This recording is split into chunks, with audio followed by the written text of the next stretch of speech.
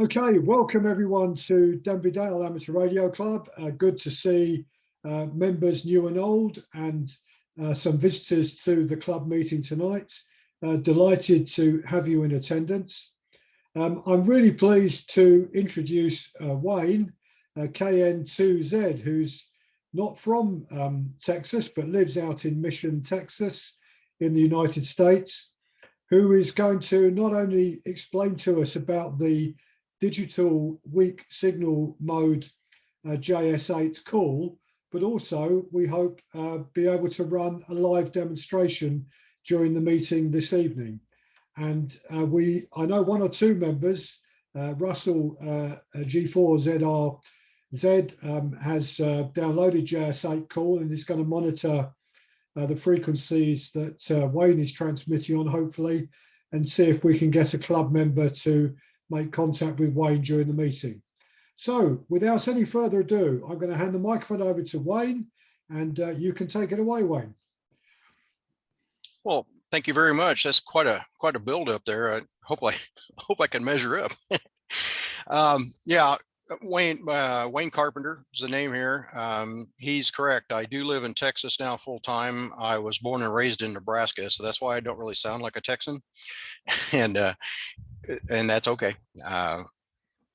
Holy crap, look at that. That guy just showed up on my screen. All right, I'm going to share my screen if that's okay, Nick. Sure, go ahead. I think we're going to go with desktop one. I've got 3 different computers running here to make this all come together. So hopefully, I don't think there's anything embarrassing that's going to show up, but we'll see how it goes. One of the things that is universal among amateur radio operators is discussions of the weather. So I thought I'd just pop open a screen here to show our local weather here. A little warm, a little on the warm side, a little humid. Looks like we get a little reprieve here in a few days. But anyway, one of the things, I've been in many presentations, both on the tall side of the podium as well as the short side. And one of the things I always found a little irritating was the presenter that went on and on about himself. So I'm not going to do that. I was born and raised in Nebraska. I was in the U.S. Air Force, learned some electronics. I worked in nuclear power for 34 years. I retired in 2012. I became licensed in 2016 as an amateur radio extra. And I've always been infatuated with radio, and then once I got involved with digital modes, and that's kind of it. I'm happy to answer any questions anybody has, but that's the short version. So I need to figure out, I've got a camera over here and you all are showing up over here, and then I've got my main monitor is up here, so you'll see me looking not at you, but don't take it personally. Okay, let's get started. My understanding is we've only got 1 member so far that has downloaded JS8 Call. Oh, I was gonna, and Nick can back me up on this. Anybody that's got a question pretty much at any time, feel free to raise your hand or let Nick know or whatever, and he's going to say, hey, whoa, let's answer this question or something along those lines. And because I encourage questions, that little discussion there just a bit ago about being a beginner, I believe we all are at some level. So I'll answer what I can. If I have to make something up, I might do that too. But anyway, I'll do my best to answer your questions. So basically, if you have done anything with JS8 Call, I'm going to start pretty basic here, and we're going to start essentially from the beginning, but I won't spend a lot of time on it. So I just want to make sure everybody knows where to go to give it a try. Can everybody, as far as I know, everybody can see this JS8 Call webpage I got displayed right now? Yeah, we can, Wayne. No problem. Okay, very good. All right, the best place to start, the only place I'm aware of, is to go to this website. It's js8call.com, and that is the software developer, Jordan Shearer. This is his web page that he has devoted to this mode. So you would go here and you'll see there's a download link right up here at the top. I've already got that open. So we'll go over here and look at this download page. you can see a lot of different platforms. You know, I don't know what everybody's using for computers and for their operating system or whatever, but all of the big ones are represented here. There is source code if you want to build your own, if you're a Linux guy, especially on the Red Hat side of Linux. Mac OS, Windows, Raspberry Pis. I have several of those. Linux, I'm a Debian guy. I run Linux Mint, MX Linux, different ones. What my main portable laptop, I run MX Linux on. I've got JS8 Call, works just fine on it. So there's all of those. And then if you're on the Red Hat side of Linux, you got Fedora is available down here, and then Arch, which Arch kind of just gives me chills. I'm a Linux user, but not on the Red Hat side. It's too complicated for my old brain. So anyway, point being, you can download whatever your platform is, whatever you're going to use it on. And it's always good to have, if you need backup communications or you got two different locations where you live, you could have, you know, one of each, whatever. But the big thing here I want to point out is the JS8 Call guide. And I've got it opened here too, but I highly recommend that you download this document and read through it, and then go back and read it again. Every time I go through this thing, I learn something new about JS8 Call. And presentations like this, I learned something. Somebody's going to ask a question before this is over that's going to make me think, you know, I don't know, I want to find out. So I learned something new, and I very much appreciate that. This is the document that you'll get when you download this. And this is a rather lengthy document to read through, and we're not going to cover it all. Trust me, you're all capable of reading, and so I'm not going to belabor the point there. But I do want to step through just some things I have highlighted here that I found of particular interest, might be of interest to somebody that is new at the mode or whatever. Again, this is all based on, JS8 Call is based on the WSJTX FT8 protocol. And back in 2017, July 2017, Jordan Shearer, he is KN4 CRD. He got to thinking about, maybe we want to take FT8 and turn it into something where we could actually send useful messages. Don't get me wrong, FT8 is wonderful. I use it a lot. I've added a lot of contacts to my logbook through FT8. I'm even to the point now where I'm a little selective. I try to work DX or parks on the air, portable activators, that kind of thing, a little bit more so than just general contacts. But anyway, he wanted to expand on that. So that all started in 2017. In 2018, Jordan, and Julian, I don't know if anybody watches Julian OH8STN on YouTube, but he's a very, very bright individual and highly knowledgeable on this and many other topics. And he's heavily into mobile communications, portable, mobile, and that kind of thing. And I am too. So I found him of particular interest. And then there's a digital portable QRP group. He got all of those folks involved in basically talking about this and reviewing and so forth. In July 2018, they did the very first release to the development group came out. So not that long ago.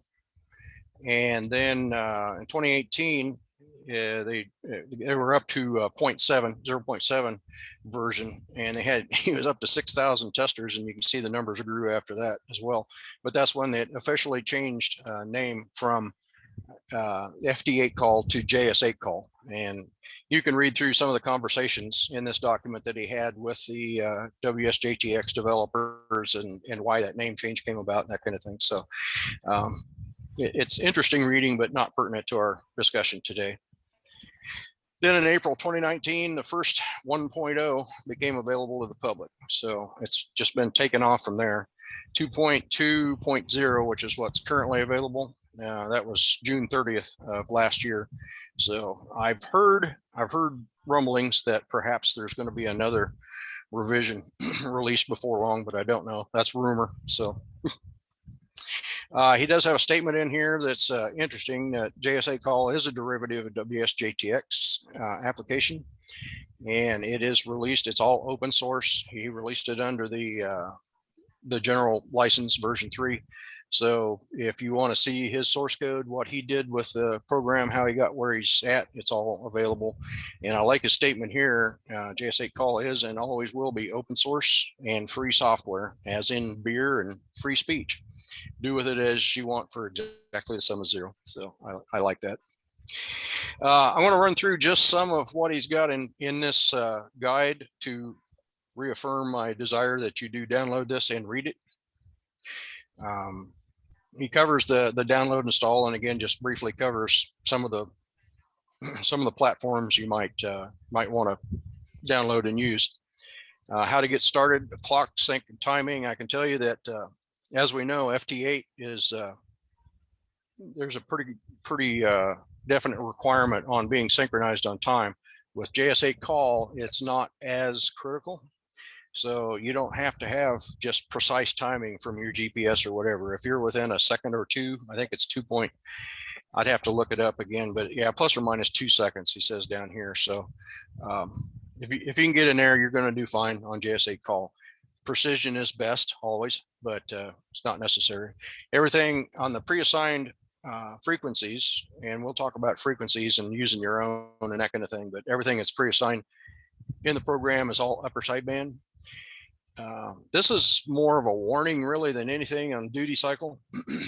just like FT8, the duty cycle is pretty much 100%. Modulation is it's 100% using the mode that's being used. So for 12.5 seconds out of every 15, your transmitter is doing full duty. So if you can turn your output power down a little bit, your radio finals will probably be a little happier for you, keep you on their Christmas card list and so forth. But there again, you know your radio better than anyone. If it's built to last and you can run 100 watts or whatever, then go for it.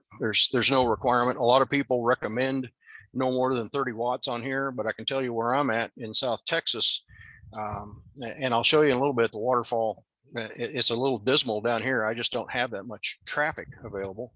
So I run a lot of times, I'll run 60, 70, 80 watts. And in particularly if there's a lot of noise, if there's a high noise floor, I'll run 100 watts typically. So, but keep in mind this duty cycle. And also if you type out a message, say a couple 200 characters or something like that, it's probably going to take 2-3 minutes to send that. And your transmitter finals are complaining the whole time. So keep that in mind. Audio levels, we'll talk about getting those set up and how to be rude, how not to be rude when you're using the program. But it's important to get your output ALC right and your input and AGC, automatic gain control, right, just for your own benefit, getting the most out of it. He's got a section, just a general section on here's how you operate. On mode speed, we're going to talk about slow, normal, fast, turbo. Band activity is displayed on the left. Well, I'm going to open that up here in just a minute. Call activities on the right. Call activity is some of the symbols mean in here, and what you're going to see on the waterfall, what you would like to see. There's some changes you can make as far as how that looks. Messages is the big thing for me, how you can send and receive messages and the different types. There's standard messages, undirected, and then directed messages, and we'll talk about each of those briefly. And he's got a description of each of those. And there's quite a bit in here. This is the part where I always learn something when I go through it. Group messages, group call signs. There's a lot of, here's how to get the best out of it. Here's the characters you can use and some that's not going to work for you. And there are group calls, Continental DX groups. There's ITU regions. You can add those. When we look at my screen, you'll see I have some of these on here that are pertinent to me, but a lot of these I don't mess with. There's two in particular. If anybody does APRS, messes with the automatic position reporting. There's some neat things that JS8 Call does with those two items, especially APRS IS. There's quite a bit on that. Automatic replies. Just briefly, JS8 Call will do automated responses to heartbeats or beacons, if you will. And it kind of depends on your country's rules as far as your radio transmitting, whether you're present or not. And I'm not getting involved in any discussion on that. I can just say that here in the States, it's generally frowned upon to have your radio operating automatically. I believe is actually not legal. So I have auto turned on and functioning, but it's only when I'm in the building. If I step out of the building, I turn it off. And I'll show you how to do that. It's really simple to do. But so all I can say there is, if you're comfortable with leaving yours on auto and leaving your radio area, that's fine. No worries there. The auto feature is it's a good thing for especially emergency comms or leaving a message for somebody that isn't at their radio right now. So I'll just leave that up to you. And again, you can read through here and see what you make of it. As far as logging your calls, I'd say 99% of my contacts I do log as a result of a QSO and JS8 call. There are those that it's just a quick, hey, I'm here. In other words, a beacon or heartbeat, I would never try to log any of those. But if I have an actual conversation with somebody, I will add that to the log. And I don't know how many would be using Logbook of the World, LOTW, but that's my principal repository for logs. And they do accept JS8 Call as a digital mode now. So you can actually upload. For a while, you try to upload it and it would, LOTW would reject it, but it's in there now. Spotting is essentially when you hear somebody on JS8 Call, whether you QSO with them or not, if you're connected to the internet, you can turn on spot and it will report that person that was heard by you. So it'll give their the person you heard their call sign, it'll give your call sign and report that to like the PSK reporter if anybody uses that. And you can see what's going on, how the bands are responding and that kind of thing through PSK reporter. Heartbeat transmission, there's quite a lengthy section on that. Heartbeats are basically just a beacon from your radio saying, hey, I'm here, I'm up and running, and here's my grids, my Maidenhead grid square, and that kind of thing. Is basically just a, hey, I'm here if you need to talk, whatever. So let you know somebody's online. And calling CQ. Main thing I've got to share with calling CQ is you will see once you start using this mode, you'll see people call CQ and they'll do it once. And then you might see them completely disappear because they're unhappy that somebody didn't come back to their CQ. I almost always get a response when I do a CQ, but I will do it 2 or 3 times in a row. And so anybody that is actually at their keyboard is going to see that and go, oh, he's serious. He wants to talk. So I typically will get a response that way.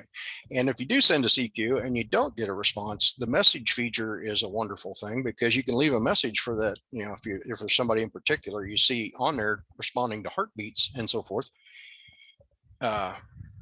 you can leave a message for that person. So maybe they're not at their keyboard right now, but when they come back to it, they're going to see the little flag, and I'll show you that in a minute. It says that they've got a message, they'll open that up and go, oh, somebody called CQ. I want to see if I can communicate with this person.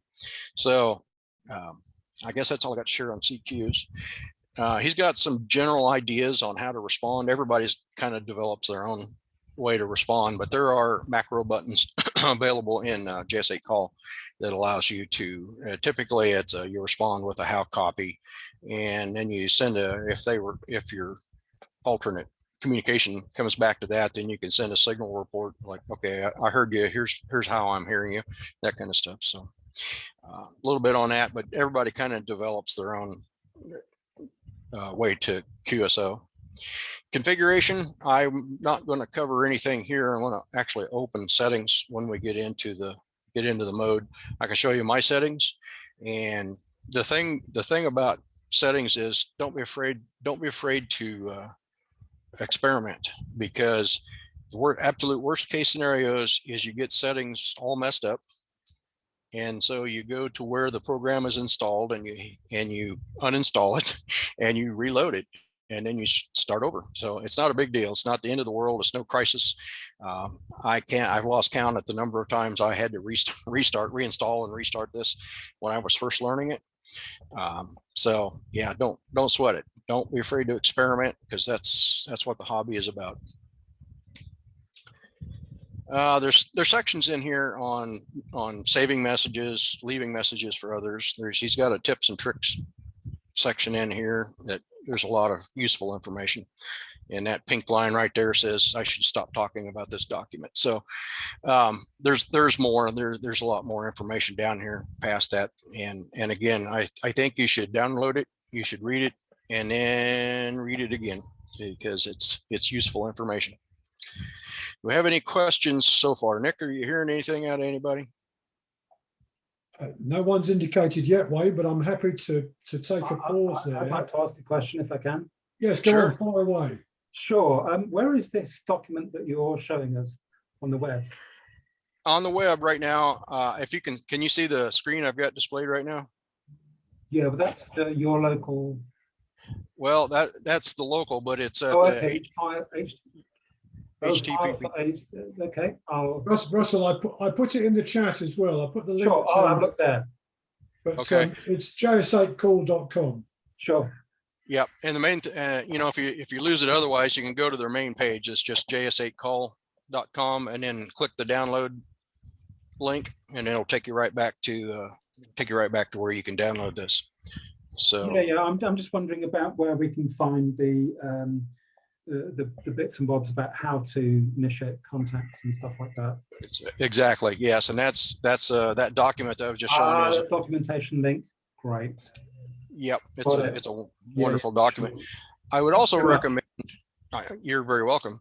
I would also recommend YouTube videos. There are a lot of YouTube videos, as well as also on LBRY and Rumble and the different video formats. So it's out there, and there's a lot more help available. Another resource I'm going to show you real quick. I don't know how many people are aware of groups.io. If you go to groups.io, that is a web address, and do a search for JS8 Call, you'll end up at this page. And this is a groups.io page that Jordan Shearer put together. He started it, and this is just a wonderful resource. There are typically, there are files available, and people will share their resources or links to things that they found useful or whatever. But this is a forum on JS8 Call, so you can go through the messages on here and do a quick read and do searches for keywords. There's a little search box up here, and if you don't find what you're looking for, you can just come over here to new topic and pose a question once you join that page, and either the original developer Jordan Shearer or one of the many other, I'm not sure how many people are on here now, but there's quite a few, 11,000, almost 12,000 members. So somebody's likely to come back to you if you pose a question on there. And I've gotten so much good information from this group. So there again, I highly recommend groups.io and do a search for JS8 Call. And this is, we have members on here from all over the world. So there's no restriction as far as Europe or anything like that. All right, I think we're ready to go to the big screen. Now, again, I've got my camera here. I see you folks over here, and a main monitor I'm going to look at is up here. So when you see me, don't take it personally. I'm just looking at my monitor.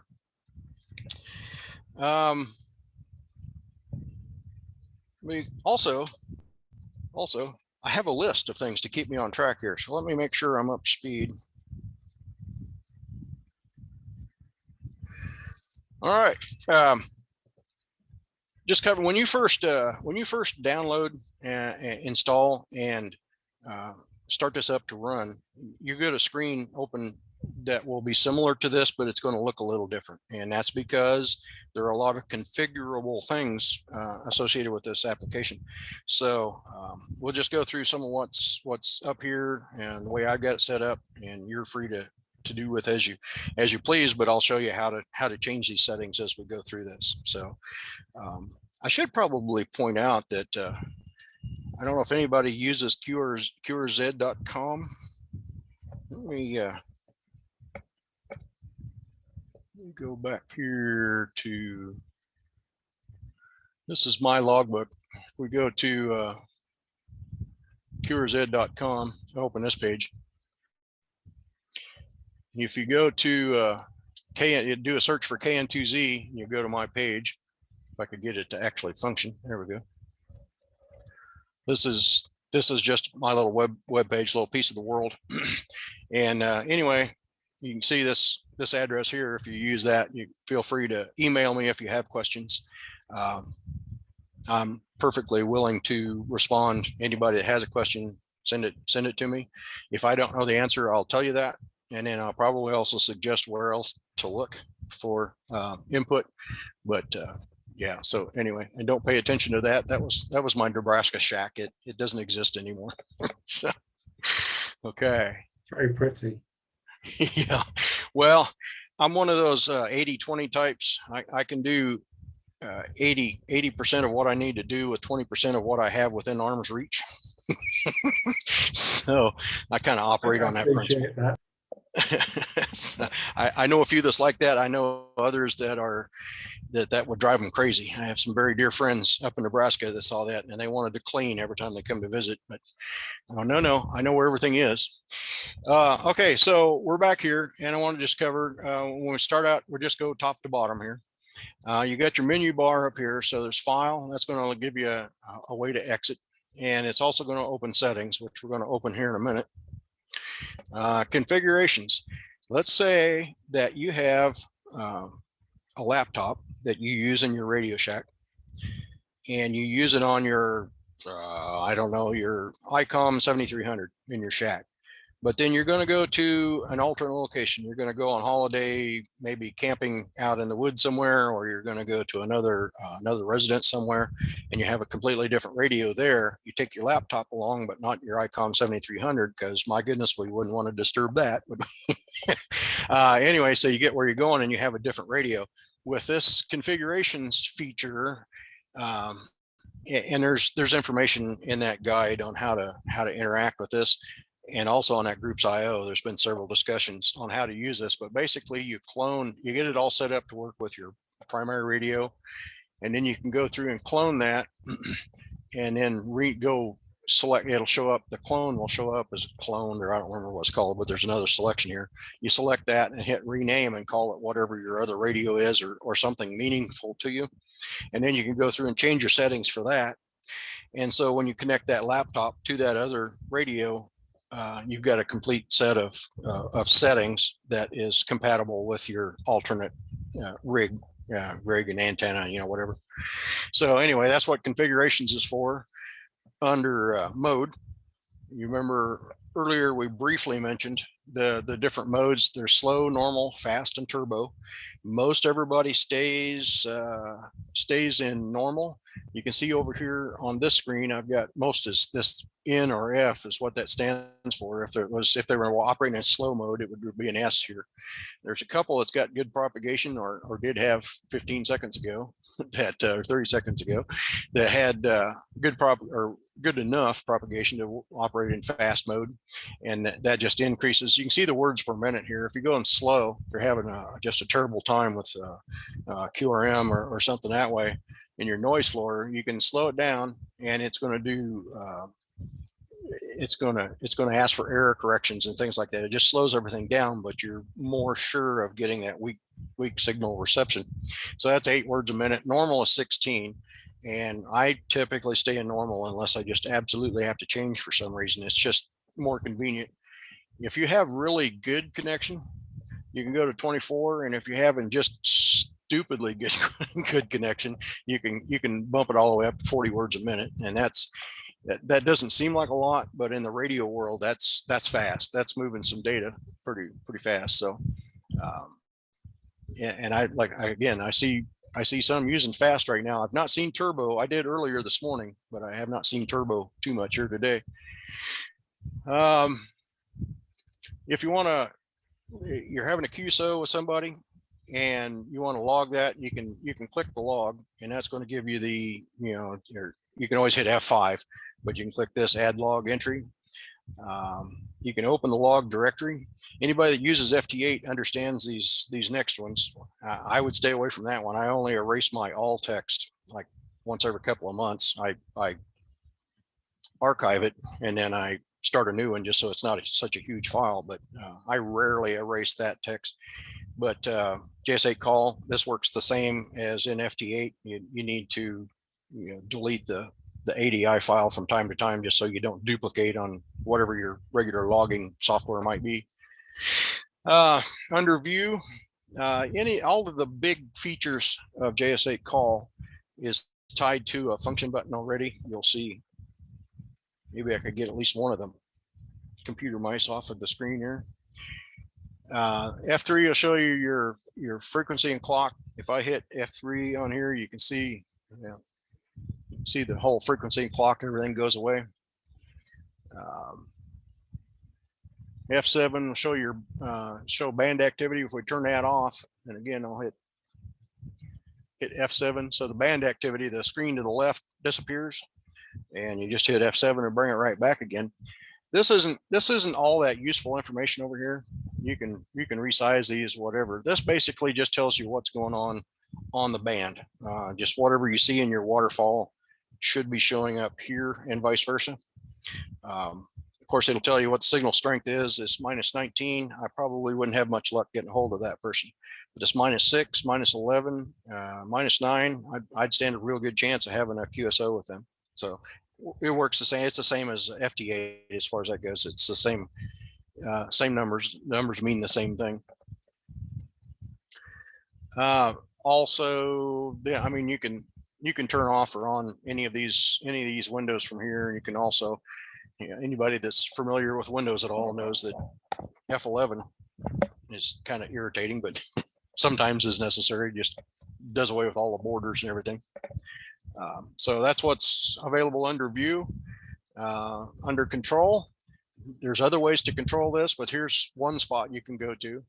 If for some reason you want you're going to leave everything on, but you're just going to turn off receive, you can do that here.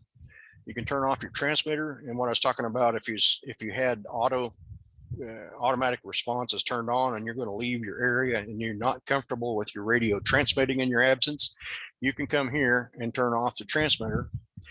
And it doesn't matter what it receives for a signal, it just won't transmit. So you're covered on radio operating in your absence or whatever.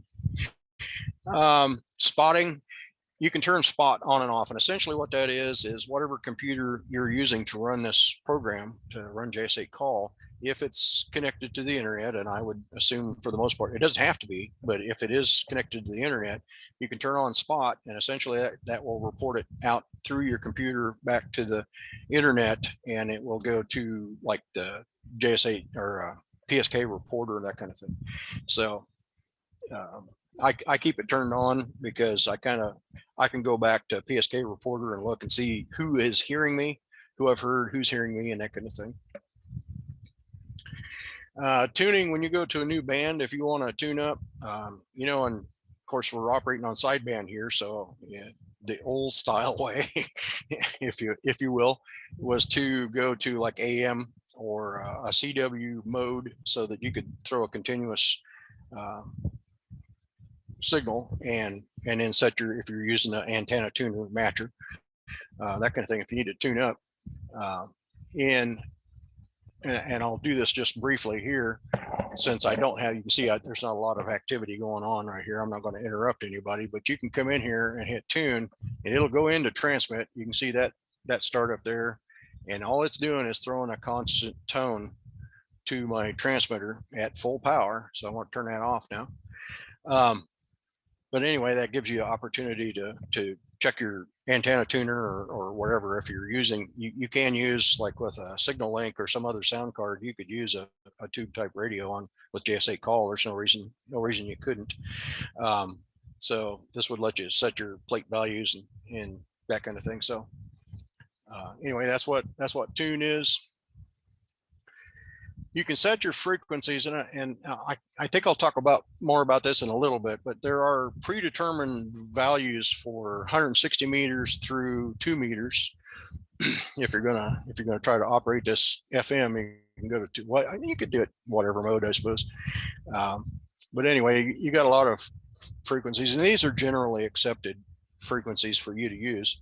I have not gone outside of these, but there's a place where you can change that to use, let's say you're in a small group, a community that needs, not really that you're hiding your communications from anybody, but it's just easier for you to talk on a like lower sideband or a different frequency than this. If there's one that you want to set aside, I'll show you how to set that up.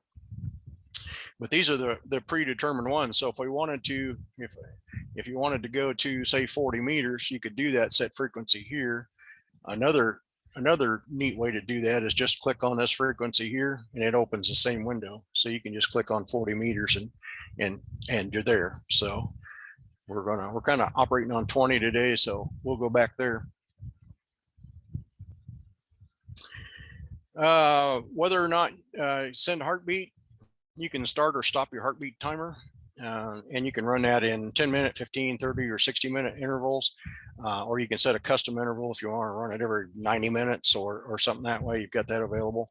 And also, do you want to send a heartbeat right now? And when you click that, you can see, like right now, mine's in transmit. It's responding to K5 EHS. I'm going to go ahead. It just stopped. So I'm going to hit send heartbeat now. So it's just sending a heartbeat. And we'll see if anybody responds to that. I should get at least a couple coming back to that when the time comes. So that's all available in control. Now, let me say this about that. All of these features that's available in this menu item, you can do from other places. Here's your receive. You can turn that on or off. Here's your transmit. You can turn that on or off. As far as whether or not you have a heartbeat set to send, whether you want to respond automatically or whatever, you can open this and set and do the same thing. You can enable auto reply, which obviously I do. Your heartbeat networking and heartbeat acknowledgements. I keep those turned on again while I'm here in the building at least. And it also gives you the modes, different modes: slow, normal, fast, and turbo available from that one. So those are all available up here. Whether you're sending a spot information when you hear a call come in from somebody and you got spot turned on, again, it's going to go out and it's going to take that information, send it out to just reading the chat messages over. It's going to send it out to the PSK reporter, so you can be able to see what's going on there.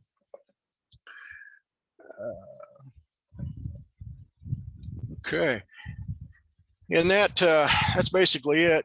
Again, you got your band activity going on the left. You got your call activity. These are things that's actually, they're communicating with you, or they are, you can hear them, they can hear you. If you look over here, you can see I got a little flag right here. This is one of the guys I had set up to interact today. And so if I highlight him and right click, show message inbox. So we're going to do that, and it's going to pop open. It's like, oh, so he sent me some messages, and any of these I can highlight these and hit reply, and it'll go right back to his inbox. And typically, since he and I can communicate directly, he's at a -16 right now, so it might be a little bit before he actually gets the message or whatever, but he sent me some messages. Let's see, we'll hit reply there. We'll just say, thanks for the message, if I could type.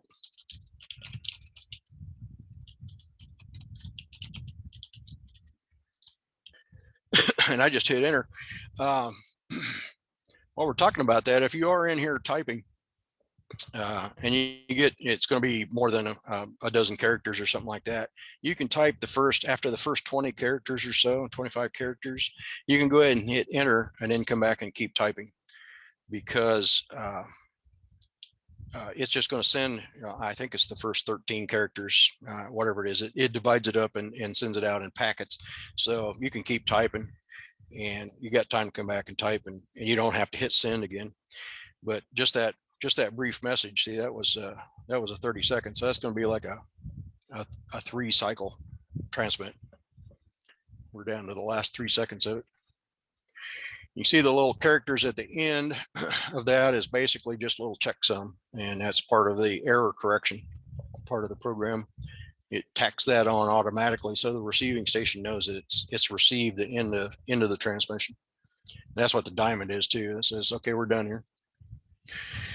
Okay, as far as the of course, this is your actual communication window here in the center. This is what you're sending and receiving, and then this is where you type your message. Obviously, whatever's going to go out goes through here are your macros. You see right now I don't have heartbeat turned on, but I can just click on heartbeat, and that turns it back on. It says, okay, I'm not directing a message to anybody. I'm not having a QSO. So it in 803 seconds, it's going to send another heartbeat. If you're going to send CQ, I'll go ahead and send a CQ. And I just click on it once. It basically says, hey, here's KN2Z. I'm doing an all call, CQ. I'm at grid square EL06. I highly doubt anybody will come back on a single CQ, but you never know. Again, if I was serious about trying to make a contact, I'd send it out probably 2 or 3 times, see if I get anyone coming back to me. I had some people that were going to be standing by today, but they might not be there by now. I want to send a quick one to this. Messages. Someone earlier was communicating with, let me scroll back up your chat messages here. Jeff ON8NT stored a message with this WB1 ASL. So let me try that again. Query.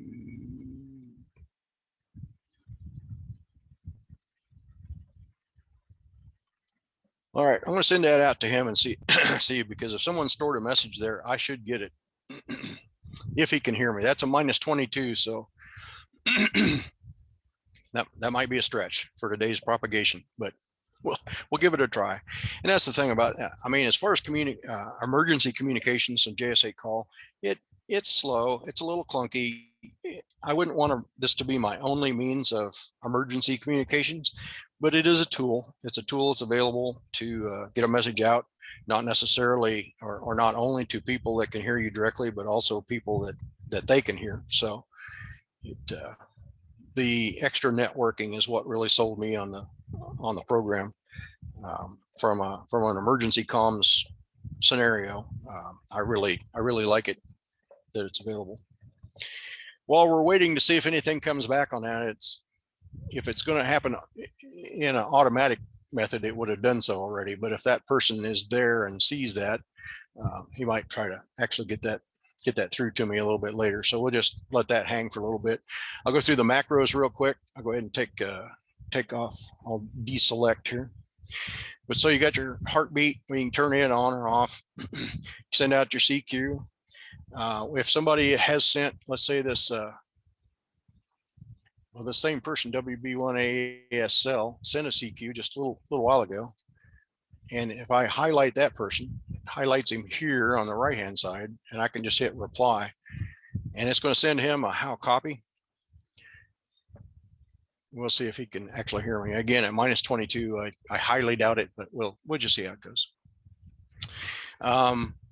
If somebody asks you, if somebody sends you that message, how copy or whatever, you can hit the SNR button. That's signal. That's your signal report to that individual. Under info, you're going to send out some things that you got stored. I'll show you that in just a minute. Status, I haven't found anything really useful for that yet, but I'm still learning. And saved messages, I haven't messed with that a lot, but I encourage anyone to experiment with it. You can send a directed net when you when you highlight one of these individuals, you can go to directed to, and that automatically puts, when you send your message, it's automatically going to put that person's call sign in here for you. And then there's a lot of this is pre-selected for you, or it's available to select. You could ask this person, what is my signal report? How are you hearing me? Whatever. You can ask them for their information, what's their rig type and that kind of thing. What's the grid status hearing? Who are you hearing? That'll take the top 5 people from that person and report back to you with that's who I can hear. And they might have a dozen people that they can hear, but you're only going to get the top 5. So that's directed messages. We're going to deselect that. And then if you're in an all call or any of these group calls, when you type something in here, you're going to need to probably come over here and hit send, and that will initiate the send function. Okay, there's some controls down here on the waterfall as far as control what your offset is. Again, I normally hang out down here around 1200 on the subband or passband, if you will, and I have just a little soapbox associated with this. If you can, I don't know if you can see it on here, but this is colored amber yellow between 500 and 1000. This is typically where you want to do your heartbeats. In fact, when you send a heartbeat, it will automatically find an open spot down here and send on that frequency. But if you're going to have a QSO with somebody, please come up to 1000 or above, anywhere up in here, even if it's up in this amber area over here. But this between 1000 and 2500, there's plenty of room here for QSOs. And the important part about that is if you're trying to communicate down here, everybody else by design is also sending heartbeats down here and that kind of thing. Pretty soon you could fill this up and have a lot of interference. It's a QRM, and it's just not going to be good. So if you keep your QSOs up here in the green and keep your heartbeats down there, we're all a happier crew. So anyway, you could set that frequency there where you want to hang out, and if you really wanted to change it, you can either change it here up with these up and down arrows, or you can come up here and just click, and you can see where it says 1200 in the upper left. If you just click on that, it opens a little window and you can change it. You can tell it whatever you want it to be, anywhere between, like I said, 1000 to 2500. Another aspect of this subband here is if, let's say I was going to talk with KB0ZOM, I can right click on that person. I can jump to his subband. He's at 2117. So I'll just click on that and see if where I'm listening is jumped to where he is or was. So, and what that means is if that was a weak signal, so he was a -14, so I probably would have been fine down here at 1200. But if this -22, we may give that, in fact, let me give that a try. I want to jump to that 1476. Basically, that it's like a 0 beat oscillator kind of thing. It just puts you in direct. He's transmitting and listening at 1476 hertz, so I'm going to do the same. That's the best I can hope for as far as communication.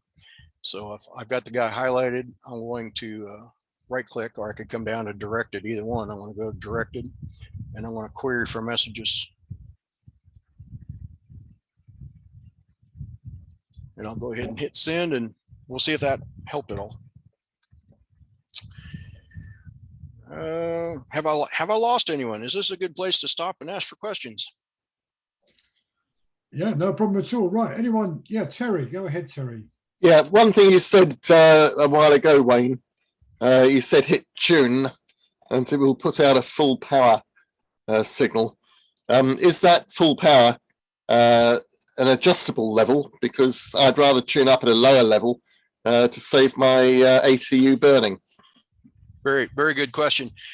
that is whatever power you have set on your radio, whatever it's set to go out at. If when you normally tune up, if you typically turn your power down to 5 watts or whatever it happens to be, you would want to do it would be the same here. Essentially, all that is when you hit tune is it will just tell your radio to transmit. So and it also sends a signal so that it can stay in upper sideband or whatever. Yes, Lower yes. Thank sideband, you. whatever you're using. So yeah, that's a manual thing that you would want to do, or if you have some other automated way of reducing power. And that's an excellent point. I tuned up at 100 watts there because you can see my waterfall is very empty. If there were more than a half a dozen calls going on out there, I would have done the same thing. I'd reduce probably to around 20 watts or something or less, and do the tune there. and normally, I mean, my antenna, the way it's cut, I can do 20 and 40 without retuning. They're both very close, but anything else, if I go to 17 or 15 meters, I'll go ahead and do a tune, but typically I'll turn it down to around 10 watts and do it that way. So good, excellent question. Thank you. Thank you, Terry. Anyone else with a question? Yeah, Darren. You're on mute, Darren. Yeah, sorry, I had trouble getting the unmute to switch off. Just can you confirm that the software is totally independent from WS8X? There will be no changes to one if you upload to the other. No, it's a separate set of settings, and I'll show you. That's the next thing I want to do is go into settings. I can show you how mine is set up, you will recognize the settings in here. They're very similar to WS8X, but once you set it up in JS8 Call, that will have no interaction. Now, if you try to run JS8 Call and WS8X at the same time, that is possible if your computer will handle it, if you have enough RAM and that kind of thing. But you would want to, rather than cat control directly to your particular radio, you would want to use something like FL Rig or OmniRig or something. And so you would use those, and then that automated cat control will adjust to the radio that you're using. So I've heard of people that are running actually multiple instances of JS8 Call. They'll have 2 or more running. They'll have one running on 2 meters and one running on HF somewhere, and they do that with that means. That, in other words, they don't use the ham library, the ham lib dictionary. They just use FL Rig is what's most common. But again, I've heard of people using OmniRig. both are good programs, but I use FL Rig for things like CW and so forth, and FL Digi. But okay, does that answer your question? Yep, thank you. Okay, anyone else with a question at this point to Wayne? Can I, Nick? Yes, go ahead, Jeff. Okay. Someone could ask, I know the answer more or less to that question, but anyway, it might be interesting to say that, or to explain that, why should I use JS8 Call if I can use PSK 31, for example? That's an excellent question. And the only response I have, I've seen discussions on this in that groups.io page. On PSK, you're basically 31, yeah. 31, yes. You're kind of limited to one communication avenue at a time. Whereas JS8 Call splits us up into, I don't understand the technology behind it. Jordan does an excellent job of explaining how you can have multiple, not necessarily QSOs going at the same time, but you can receive several messages at the same time, and then choose the one you want to respond to, and that kind of thing. So the advantage there is the multiple things that you can hear at the same time and identify. And then the other thing is the networking on PSK 31. I've not used it, but can you, I'll ask you a question. Can you leave a message for somebody on PSK 31? No. Yeah. And so that's the big part there. And then the extension of that is you could leave somebody that you can hear, and you can leave a message on their computer, essentially via their radio. You can leave a message on their computer for someone else that you can't talk to directly. So that's kind of the two big ones there. Now there's gonna, depending on who you talk to, and it would be interesting to see you get into, anyone here get into the group's IO and pose questions like that, because there's people far more knowledgeable than I am that can give you a more definitive answer on some of these and make a little bit more sense. But for me, that's the things right there is the messaging, the fact that I can send and receive messages to somebody that's not there right now, and then the extended network where they can then forward it on to somebody that's maybe not at their computer right now, but I could never get to anyway. So that's why I was hoping to do with this WB1 ASL today and be able to communicate back and forth with one or more of your members there today. But it's so far that hasn't panned out. It's staying, I see it's still a -23. So it's propagation's not so good in that direction. No, one of the things you can also do with JS8 Call is APRS. You can send your position through APRS. You can send an SMS to a telephone, to a phone, and you can send emails, small emails, of course, just at the trend of I'm okay, 73s, or I'm coming home next day or something like that. But you can do that actually. Yep. Get the men out of the house. I'm on my way home. Yes, sir. Yeah. Yes, that's an excellent point. APRS, there is some interaction. For people who do park activations, I realize that POTA Parks on the Air kind of started out here in the US, but it's worldwide now. It's everywhere. It's all over Europe and Asia, and there's more places being added all the time. And it's my understanding that you can, with JS8 Call, you can spot yourself, get on the Parks on the Air, the POTA program online. If you don't have internet access in your remote location, you can use JS8 Call via your radio and spot yourself, get on that application so people can find you and communicate with you out there. So yes, APRS, the functionality with APRS and is another really nice feature. So. Yeah. I will put two pictures that I took 2 or 3 days ago when I spotted myself on APRS, and there was an American station, a US station, who a K1, I think, who spotted me and put me on the map. So fascinating. Yep. Yes, it's an amazing program. I've messed with APRS some. I don't have it here within arm's reach, but I've got a little APRS rig that I run with on 2 meters when I am traveling, and so I've used it to that extent. And then when I found out that I can put myself on the APRS.fi map with JS8 Call, I've done that a few times now just to make sure I remember how to do it and that kind of thing. So as the summer progresses, I have plans to go out and do some park activations and things, because I really enjoy doing mobile communications. And of course, JS8 Call is going to figure heavily in my intended radio communications through the course of the summer here. So okay, is that it for questions, or I'm available for any you have? One more, if I may, please, Wayne. Certainly. You send a message. Do you have to assume that it has been received, or is there some feedback that says, yep, it's displaying on your mate's screen? Another excellent question.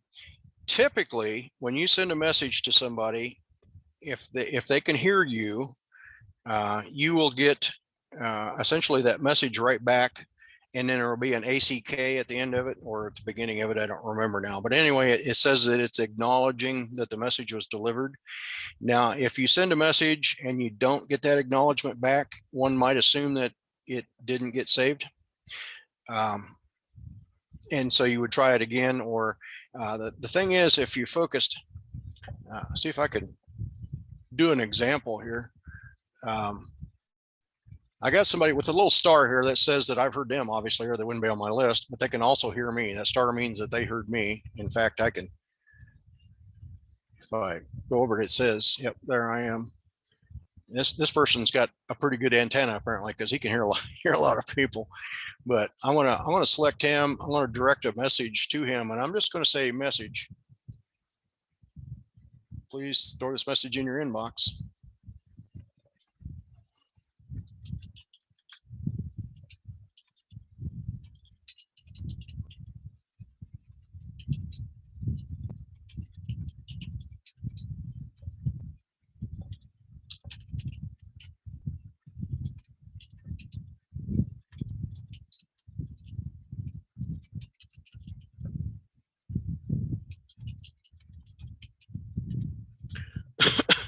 Now that's going to take 1 minute and 45 seconds, it says, to send that whole message. So obviously you don't want to get too carried away with it is just a text message service, but it's a pretty cool one. And the fact that you can do it with a few watts of radio power and a battery and a piece of wire in the air is just amazing to me. But we'll see if we get an acknowledgement back from him, since he could hear me. It's not a great signal, -17, but he was hearing me earlier. So actually 3 minutes ago, he heard me.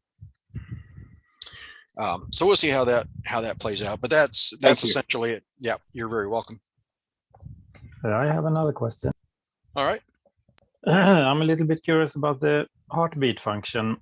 Maybe you said that, but is that kind of the CV version of the reverse beacon, or do you use that to track the propagations, or what is it used for actually? It is mostly to check propagation. In a networking situation like this, where you can send and receive messages not only to people who can hear you directly and that you can hear, but that you can also leave a message for somebody further on, you can turn your heartbeat function on. And essentially all that is, again, it sends out your call sign and of course the time of day in Zulu time. It sends out your grid square, and essentially all it's saying is, hey, this person with this call sign at this location, this grid square, at this point in time is he's alive, or his computer is anyway. His radio is up and running. If you need to or would like to communicate with this individual, his rig is online and available to receive messages, etc. And the fact, if people out there, like I have spot turned on here, so anybody that hears my message that has spot turned on, well, that heartbeat will go out to that PSK reporter. And so you can check propagation. You can go to that and put in your call sign and see where you're being heard, whether you're in communication with anybody there or not. If they've got spot turned on and they heard you, you'll show up on that map within a couple of minutes, of course, whatever the processing time is. But essentially that's the purpose, as my understanding anyway, between of heartbeats, beacons. It's just I'm here, I'm up and running. If you want to communicate, now's the time. So also, if somebody has stored a message for you on someone else's computer somewhere out there, the first time you send a heartbeat, you go out to your Radio Shack and you turn it on and you send a heartbeat. You can either query for messages, or just the simple fact of sending a heartbeat out. If the person that has that message stored hears that heartbeat, you'll get a little flag show up in your on your call activity. There'll be a little flag saying, hey, there's a message here for you. And that can result either from a query for, is there any messages stored for me, or it'll show up if there is as a result of the heartbeat, it'll show up there. Something changed there. I thought I was going to see if they'd acknowledge. I did not get an acknowledgement from this person when I left a message for him, but he'll get it. If he now has a little flag on his call activity, he'll have one up under wherever his group calls end, and he can read that later, or he might just turn it off without seeing it. And I will say that since I stored it on his computer, if he turns his computer off or loses power or something like that, that message, my understanding is that message is gone. So there's a reliability issue there you have to keep in mind. Again, you wouldn't want to hang your life on getting that message out. But some communications is better than none. I got an interesting. Okay. Thank you for your answer anyway. Thank you. Oh, you're very welcome. I'm seeing this WB1ASL is communicating now. 21. What's that? 1924. That wasn't all that long ago. So we almost made a connection there. We were communicating earlier, trying to through this WB1ASL, and he said, sign there. yeah. So why I didn't get a message over here? Yeah, your call sign is there. That's probably the message that you sent earlier, that he finally heard me well enough to respond. But you can see the dots after it. There's a few little dots here. That means that I heard that my radio heard some of it, but it missed a lot of it. And there was they didn't come back. That person, his rig didn't come back and do error correction on that particular part. So that's just data that was missed. But yeah, so it'd be kind of iffy I think if the propagation was just slightly better today, we could probably do that, make that communication to that contact. And there again, you could go anytime you want. Go on. In the daytime, I typically, in the morning when I first come out, I'll be on 15 or 17 meters. But at some point, I'm going to come back to 20 meters, and it'll be there through the course of the day. And then at about gray line time in the evening, right now it's 6:30ish p.m. My time. I'll switch back to 40 meters. So anybody, anytime wants to do a query for KN2Z and see if anybody's hearing me and leave a message, that would be awesome. And I certainly will respond if I see a message like that. So, okay, are we ready to? I don't want to miss any questions, but I'm going to open settings now, and then that'll be kind of the end of the thing. So I don't want to take up your whole evening, but I want you to get what you paid for. Okay, I'm just going to hit F2, which is the quickest way to open settings, but you can go to File and Open Settings, whatever. I'm just going to do a quick run through on these and tell you what I know about them. And then, like I said earlier, don't be afraid to experiment with these. Go ahead and change them, see how it works for you, whether it works or whether it doesn't work, because the absolute worst case scenario is you end up having to uninstall and reinstall. I mean, it's no big deal. All right, so we're going to start out with the general tab, and under that we've got station. So you got to put in your call sign. You can put in as much of your Maidenhead grid square as you care to. This I got it out to the 6th digit there, 2, 4, 6, 8 digits, and so that narrows it really down to my street address probably, which is fine with me. If you want to, in that document I showed you earlier that Jordan had put out, he's got a lot of group call signs that's in there. So you can look to those for ideas on what you want to do. But you want just somebody that's interested in just having a keyboard to keyboard rag chew conversation, whatever. You can put those on. Here's parts on the air. JS8. I've never really used that. I put it on there just to see if anything ever showed up, but it doesn't. For emergency communications, ARIES and RACES and Skywarn, all of these are here in the States. We've got, well, I'm in the Texas RACES, which is it's a branch of the government. It's based under the Federal Emergency Management Act. I'm an outreach of Texas Department of Emergency Management, and it's basically if there's it's due to the fact that we're in a hurricane area, and we typically get a doozy here about once every 6 years or so. I mean, I wish we could count on it being that frequent or with that periodicity. But anyway, RACES is actually on an outreach. It's an emergency management outreach of the federal government. ARIES is American Red Cross. So it has more to do with response to storms and that kind of thing. So in both cases, I, as a member of those groups, have to wait to be asked to come and help. But as soon as I do, I take my portable gear and I go, and if I need to pass information back and forth, whatever, I do anything I can communications wise to help them out. And then Skywarn is another, you go out on storm watch, and you have to get training on what are the different cloud formations, what's the expectation, that kind of thing, watch for tornadoes and so forth. So I have those all on here. The chances of me actually needing these during an emergency and JS8 call, not so great, but preparation for doing preparations for being ready for something to happen, making sure your equipment is good and suggesting to other people that they go places, do things, is a good place to have those kind of communications.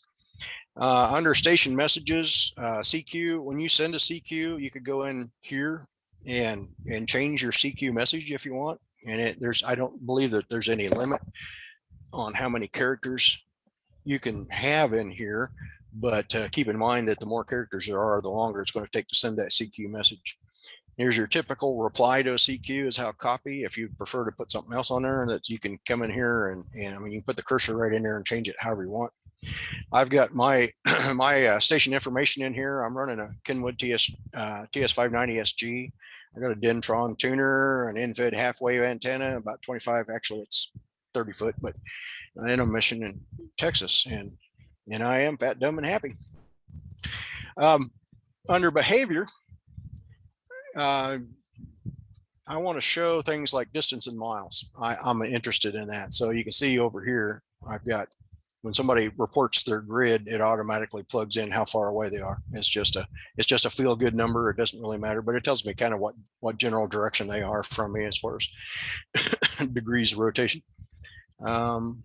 You can tell it whether to turn your receiver or transmitter on or off at startup. Well, there's several options that you can use here.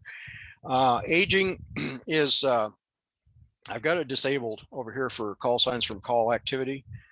Over here, if I leave this and I don't clear it on this side over here, I've got it turned off, so I could have something in here from 2 days ago or whatever. I just want to keep a list of call signs here. I clear it usually once a day, but I've got that disabled. This will come stock when you first download it, install it, start using it. This is going to be, I believe this is also 30 minutes. And then I did set this one over here. Again, band activity isn't that important of information. I keep it on there for 30 minutes and then it goes away. Networking auto reply. Allow heartbeat outside of 500 to 1,000. I don't want that. I really don't want anyone else to have that, but it's your choice if you want to use it. All it is saying that if you're going to use heartbeats, if you have that not checked, it's going to keep it down here in this yellow section down here. So it just helps with congestion if you're in a busy radio area. Pause heartbeat on transmission. If I'm in a QSO, if I have anybody selected over here, of course that's not going to let me show you, but if I have anyone selected over here, I'm having a QSO with, heartbeat turns off. So and that's good, because you don't want it like all of a sudden sending out a heartbeat right in the middle of a conversation with somebody. If you want to do that, that's fine.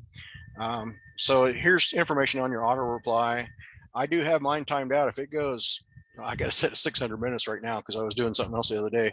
I normally keep this if I'm not out here active on the thing in the like 2 hours, it just turns everything off. It just turns off the transmitter, receiver, and stops interacting. So if we come up to radio, now I've got this has its own ham library built into it, so there are a lot of radios available in here. You can see there's all kinds of different ones, and that's what I was saying under configurations. If you have more than one radio that you're going to use this program on, you can come in and set it up however you want under additional versions of this, under additional configurations. But it gives you your cat control. In my case, I am using the computer cat control, and I'm on COM8. This is one of the most common things people report that they're having trouble getting the program to run. Make sure you know what COM port you're using. Of course, in Linux, that's going to be something like USB, TTY USB 0 or whatever would be applicable. The nice thing about Linux is it figures that out for you. You don't have to worry about drivers and COM ports. I've got mine set for going to be USB. Depends on the radio you're using. You might have to put data packet due to the fact it's based on PSK31. You might have to use this with your radio. Mine is connected to the rear. You got that available. Split is none. All it basically is if you turn it on, if somebody's transmitting down here on, say,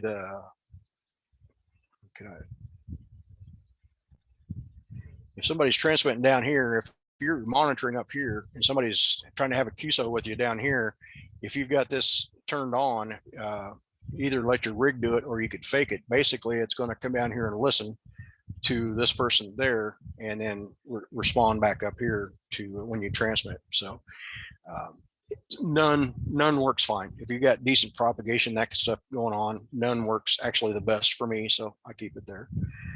But there again, play with it. If you're going to use this, experiment with it, see what works best for you. Under actual cat control, there's where you set your COM port. My Kenwood does just a nifty job of working at 115/200 for a baud rate. You might have to, a lot of Yaesu products, you'll want a either 4800 or 9600. All of them work well. Just make sure it matches your radio, and you won't have any issues. I kept everything default over here. Seems to work fine. We go to audio. Here's and anybody that's using FT8 should recognize these. This is very, very similar to WSJTX. You want to make sure your USB audio codec drivers are selected to interact with whatever your sound card is. And even if I've got a Linux machine, actually the one that I'm using on Zoom right now, I have it set up to work with I have an Alinco SR8, which is very plain Jane, no features. So I have to use a signal link for a sound card. It also has audio codec in this mode. So you make sure you're using the right audio input and output, and then make sure your speakers, however, if you're listening on headphones or you have speakers on your computer that you listen to in your shack, whatever, make sure that that's selected there. When you do hit a save, like for logbooks or whatever, this gives you a path where it goes out and saves your ADI file and that kind of thing. So you can change that if it's applicable to you. If you want to remember these settings, you can remember them on transmit or on tune. I've not found a need for that, but some people will tell you that's an absolute must. It just depends on whether it works for you or is needed to work for you. Under reporting, I don't want to get too involved in this because there's a lot I don't understand about this, but here's your APRS server, basically tells it where that is. We were having that discussion a little bit ago on APRS. So, and the server port, I believe this is semi-universal. And then the APIs for going out to like a PSK reporter. You're going to put it out on 127.0.0.1. And it is listening at port number 2242. If any of this doesn't make any sense to you, get on a page like groups.io or watch videos and that kind of thing and ask the question, and they'll help you out with how to make these settings. These are default. I left them default, so you shouldn't have to worry about it.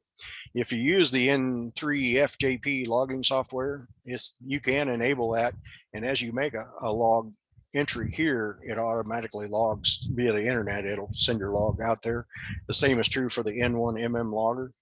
So if you use either one of those, I would like to see more available. I would like to send this to my QRZ page, or even more wonderful would be Logbook of the World, but that's not available here, so I haven't messed with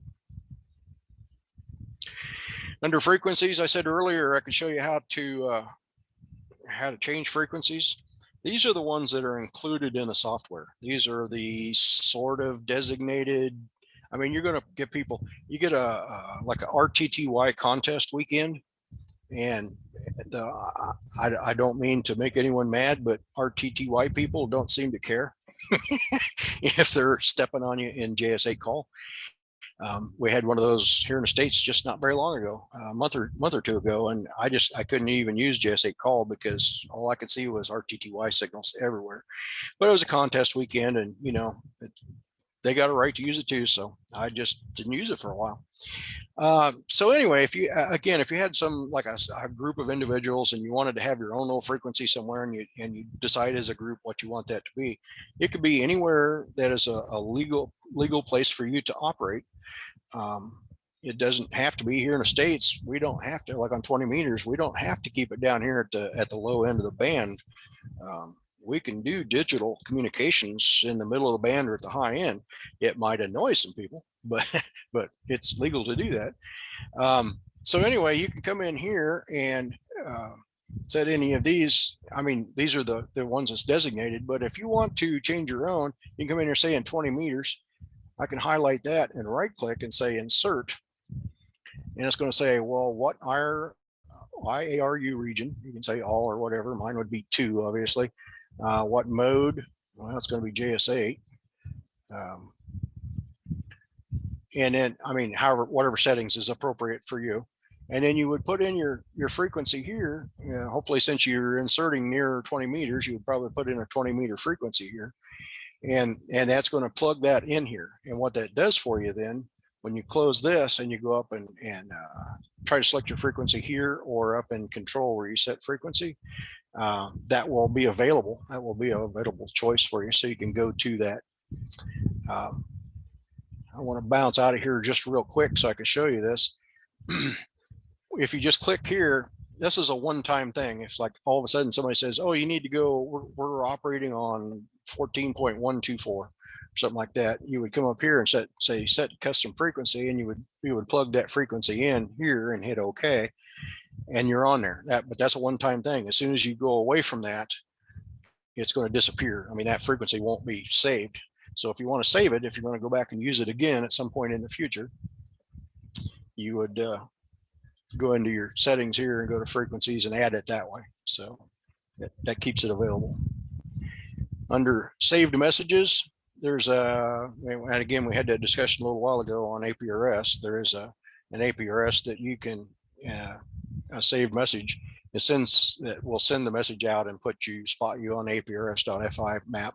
That's a whole nother presentation we could do at some point in the future. And I would try to be a student on that one because there's a lot I need to learn about APRS. And then we're closing in on the end of it here.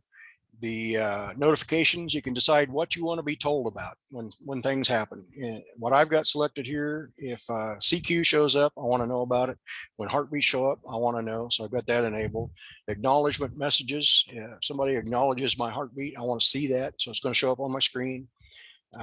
Directed messages, I got that selected. And inbox received, obviously I want to know if somebody's sending me a message. In FT8, I try to keep track of like, oh, this is a signal or a call sign I've never worked before or something like that. So I care, but on here, I don't care. If it's a call sign I've heard before, it doesn't matter. I don't care. And worked call sign, worked call sign heard is another version of that, I guess, aspect. That it doesn't matter. As far as JS8 call is concerned, I don't care. So I don't have that selected. And you can test these, obviously, and clear them, do whatever, select them. And then I said right at the beginning, when I opened the screen, that my screen looks a little different than yours will when you first open this up. And this is where you make those changes. So you've got some choices here, application. So band and call activity. Again, this is band activity over here. This is call activity over here. And you can change your foreground color, your font, how big it is. There's another place we'll do font color, but here's where you set your colors for all of that. And you can also go to messages. Well, when I get a message, I want this to be like this. So you can see this color matches my the messages in and out. So And there again, you can set your foreground, your background, and your font size and color. And then the one that's transmitted, see, I got it set to red so I can tell what goes out versus what comes in. And I've not really messed with composition, but you know, you can, that's this window down here, and it's fine with me the way it is, black and white. It's the way life should be. So, but you could change the colors here and change the font and do whatever you want here as well. So that's how you make it look however you want it to look to make you happy. And I think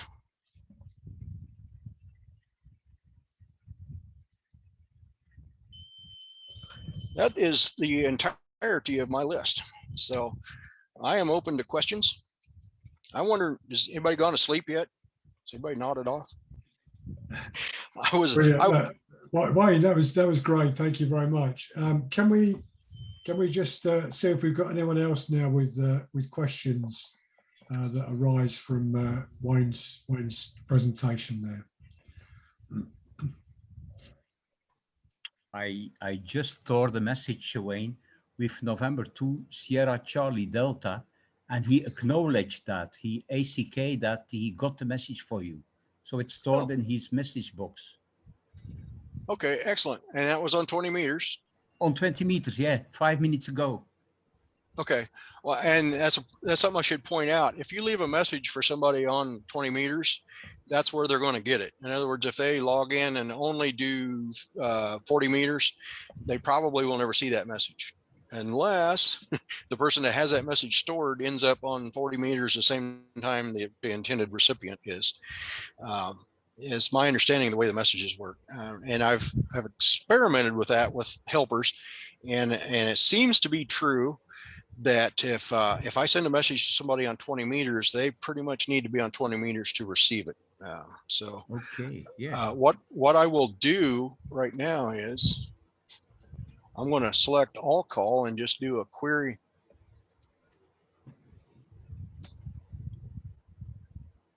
I'm going to do a query that says query messages and see if anything. I didn't know that. Yep, and this is one where it's an all call, so you have to actually come over and hit send. That's what I think it's very good that you've got a lot of menu controls up here at the top and over here, but a lot of the stuff you can just do with a right click of the mouse. So in this particular case, I had that highlighted. I can right click and it just pops that window open. Yeah. So yeah.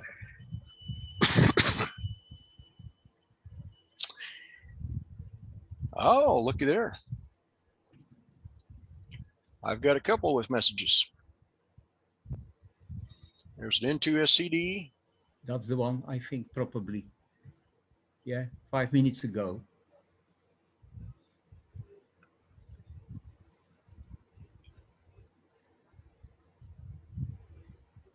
Yeah, he's got a couple of them for me. Now I'm not sure, and normally it should open a little flag symbol right here to say I've got messages in the inbox, but I'm going to N2SCD. He said that his station was idle. That is what the status, I think. You can put that in. My station is idle. Yep. And what that tells me is that he's just got his computer turned on, connected to his radio, and he's off doing something else. Exactly. So, yeah. Yeah, I believe that's the case. So I'm going to try to send a directed message to him. Query.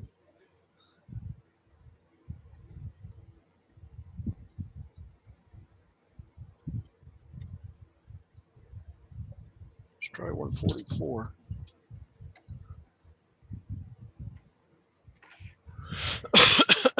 I'm looking up here. I see this N2SCD to me says, yes, he has a message ID number 144. So what I just did was I went directly to him. I should have jumped to his, since it's a -20, I should have jumped to his subband frequency or offset frequency. But anyway, I requested it by ID, which is message 144. So we'll see what happens. He is one of the stations who is consistently active during the last couple of days, I think. Yes, he's always there. Yeah, I see his, and I also see this K3 VIN. Yeah, he His too. catches, yeah, he catches my eye because my oldest son's name is Kevin. So, Okay. But Yeah, N2 SSD is much stronger with me. yes, and he's a -20 here, so that kind of would make sense. Now I have jumped to his offset frequency. Here's Where minus you got 19 12. here now, but he was minus half, minus 11 when I sent the message to you. 4. Okay, I'm going to try again, having jumped to his offset. We'll see if that improves anything. Yeah. And like I said, there's it leaves a little to be desired. And as far as reliability, it's just, if you think about what was available prior to this versus what we can do now, it's simply amazing. And of course, there's new modes coming up all the time. There was one I was using for quite a while called VAR-AC, which is similar to this, and it had also the capability of sending and receiving files. You could send pictures and small text files and that kind of thing. And it didn't work very well for me. And I was about 2 releases ago, I ran in nothing but trouble with it. So I just stopped trying to use it. But I'll go back and try it again at some point in the future. Wayne, did you ever try to play with the filters of your transceiver to see if you could improve things on reception? Did you ever try that? I've not. Well, what I have done, and one thing I should have covered, one thing that will make a huge difference on sending and receiving are these, and I mentioned I was going to talk about this and I didn't. This under cat over here on the left-hand side, this is your incoming signal. And you kind of want it, this needs to be in the green. Typically, they'll say between 40 and 60 somewhere. Mine normally stays just above 60, but I've never had really an issue with it. But that's the receive signal over here. The other thing is when you're transmitting, you want this level on the right-hand side you want to look at your ALC meter on your radio. And of course, it's going to be different for every radio out there. I know ICOM does it one way. My Kenwood has a little bar graph that I can see. Others has the analog meter, that kind of thing. But anyway, you want your ALC to just barely activate. And Exactly. anything more than that, you're just overdriving it, and you're not going to be as good. Yeah. So this is a good setting for me. Now I do need to touch this up a little bit on different bands, because not all bands are going to have the same. It's going to accept that level of modulation differently. But in general, for the most part, and just sticking with 20 and 40, the setting I have here is about right. And it makes me frustrated when I watch videos and I see people that's got this turned all the way up, and they're just going on with life like that's perfectly normal. And I so want to get in there and go, turn it down. But it's to each their own. So Wayne, if I may, what is the bar graph called cat at the bottom left? What bottom does that left bar graph actually mean? Okay, that's a representation of your sound card. Your sound card, of course, that's how your computer communicates with your radio, is through sound, obviously. And so that is the setting that kind of shows what your incoming signal from your radio. Your radio is putting out an audio signal that your computer's picking up, and that you would have to change either on your radio itself, if you have that control. I think I believe 7300s have that ability. My Kenwood does not. It just puts out what it puts out, and you deal with it. But you can go then to your computer and turn down the input sound level coming into your computer, which is what I've done in my case. But again, if as long as it's in the green, supposedly you're good to go. The recommendations, I believe, that's in that guide that I'm hopefully everybody downloads and reads, is between 40 and 60. So 50, of course, being in the middle of that. But mine just wants to, it seems to be happiest and works the best. It's just barely over 60, not quite 70, probably about 65. And it stays green. I never see red. If I ever saw it bounce up to red, I would certainly make an effort to get it turned down and something like that. But that's essentially the one on the left is sound coming in from the airwave from your radio to your computer. And then your control on the right is the sound that you're putting out when you transmit. That's the level of modulation, if you will, that's going to go out. And you can make changes on my Kenwood. I can change that as a sound level on my computer. I can also go to my radio on the Kenwood and change a setting in the menu and do the mic control. I can turn that down. I normally keep it set around 50, but if I need to, if I was having trouble with this, I could turn that down on the radio itself. But I have to watch the ALC meter to make sure that I've got the setting appropriate. So does that answer your question? A supplementary, why is it called CAT? In other words, why isn't it audio in or received audio, or why CAT?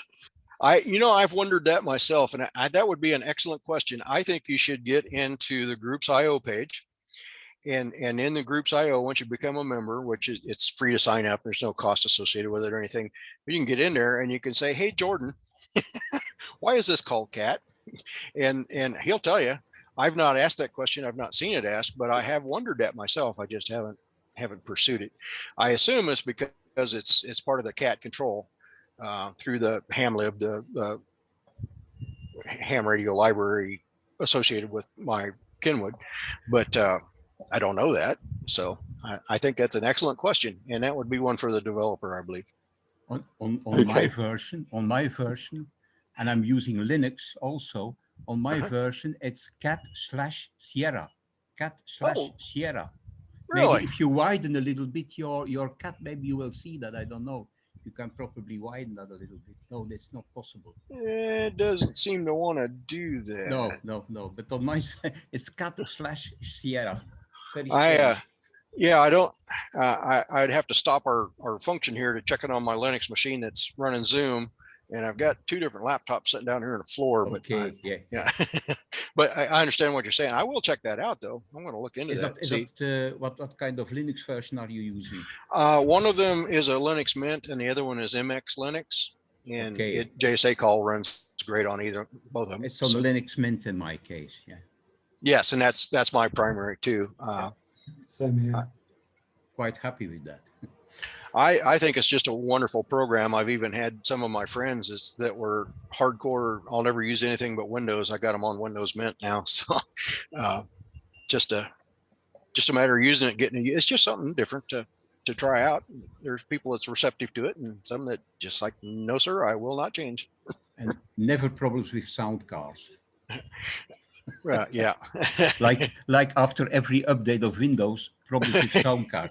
With Linux, no problem at all. Oh, that's for sure. I ran dual boot machines for a while in Windows and Linux, and it's just every time I had a Windows update, I'd have to go back and fix the grub files so that I could dual boot, and it's just a nightmare. So I don't do that anymore. I just added computers. I think I'm up to 6 computers here they do different things. And some of those are Raspberry Pis. They're still a computer as far as I'm concerned. They have their place. That's what's running behind me, this time function over here. Actually, I do restorations on vintage old, boat anchors and tube type valve radios. And so that's my little roll around computer. I keep all my vendor manuals and technical literature on, and it's just a little Raspberry Pi 4 8 gigabyte. It works great for that. It's just super. I love those things. So okay, so I didn't have any luck with retrieving that, but I will continue as the afternoon progresses. I think it'd be great if anybody can make contact some way. Of course, it's getting kind of late for you folks there, so I understand. It might not happen today, but when you get up tomorrow, it'll be late for me, but the message is there. I'll be turning my machine on again in a few more hours. I'll go to bed, I'll sleep, I'll get up, I'll start it all over again. So it would be great if we could do some message exchanges. I think that would be just truly wonderful. Absolutely, yeah. Yeah, brilliant. Thank you, Wayne. And it's been a bit of a shame that the propagation gods have been against us today, but that's the way. That's the joys of radio, isn't it? We never know what the conditions are actually going to be like in real time. Can we show our appreciation to Wayne for his talk and presentation tonight? Yeah, thanks, Wayne. It was very good. Yeah. I appreciate it. I found it to be quite an honor to be asked to do this. I mean, as I told you, Nick, I'm no expert on this. It's a program I've used and have learned some things about, and I'm happy to share what I know. But yeah, I think it's wonderful. It was a perfect opportunity to get this out. And the fact that you're recording, I have told individuals here locally that also want me to help them with getting on JS8 Call. I said, well, you know what? There's going to be a video, I'm pretty sure, here in a few days that may be helpful for you. So that will be that'll be a good thing. Yeah, I'll make sure I send you our YouTube video link tomorrow, Wayne, Okay. and goes up on our YouTube channel, and share it where you want. Before Wayne disappears and before everyone else goes, anyone else got any final questions or comments to Wayne before we close this part of the meeting? If not, thank you everyone for your participation, and thank you for Jeff for nearly getting that that message through, and thanks everyone else for their contributions in the meeting tonight. See you. So, before I'm going to do what I normally do, and I'll hang around for a couple of minutes. I'm just going to turn the record off and thank everyone for their participation this evening.